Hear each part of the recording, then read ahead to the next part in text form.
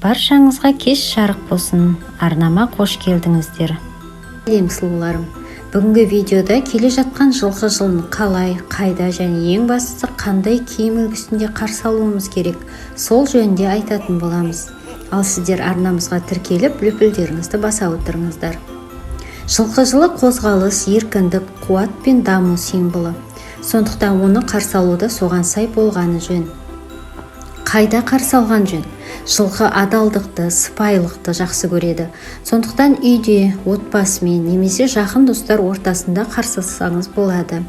Табиғатқа жақын жерлерде, яғни қала сыртындағы коттедждерде, таулы аймақтардағы демалыс орындарында тойласаңыз да қателеспейсіз. Себебі еркіндік пен кеңістік жылқы энергиясы болып табылады. Сондықтан жаңа жылды тойлауда би билеп, трендтегі ойындарды ойнап, белсенді қозғалыста болуға кеңес береміз. Ал жаңа жылды қарсы алу дастархандарыңызда табиғи, жеңіл тағамдар, жеміс-жидектер, көк шөптер мол болсын. Ет тағамдары тым көп болмағаны жақсы.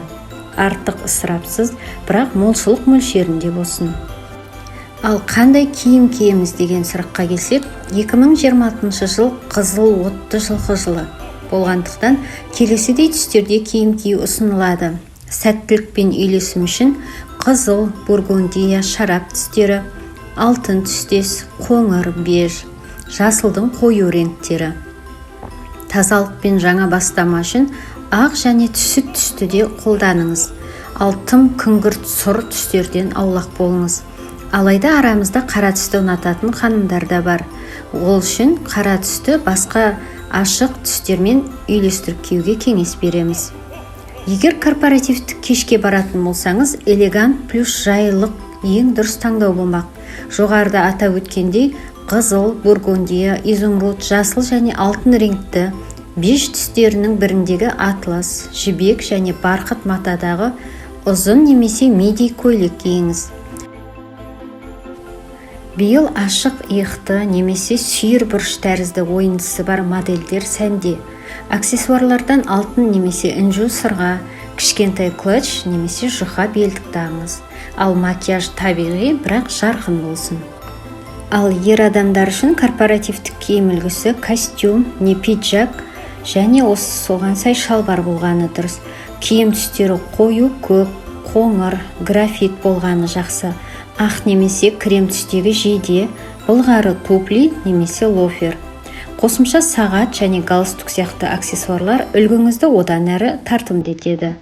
Жаңа жыл ерекше көңіл күй мейрамы. Сондықтан үйде қарсы алатын болсаңыз да ыңғайлы, бірақ сәнді киім киіңіз. Әйел адамдарға трикотаж немесе жібек көйлек, миди ұзындықта болса өте жақсы. Немесе әдемі блузка мен белдемше. Ал түстері ақ, беж, шампан түстес, жасыл немесе қызылдың жұмсақ реңкі болса жақсы. Ал ер жігіттерімізге жұмсақ матадағы жейде немесе поло, чинос немесе ыңғайлы шалбар. Ер адамдардың киімінің түстері ақ, көк, қоңыр, беж болғаны жөн. Жылқы жылы батыл адамдарды, әрекет етуді, алға ұмтылысты қолдайды. Сондықтан қорықпай жоспар құрыңыз, өзгеріске дайын болыңыз, еркін әрі сенімді болыңыз. 2026 жыл баршаңызға мол жақсылықтар әкелсін.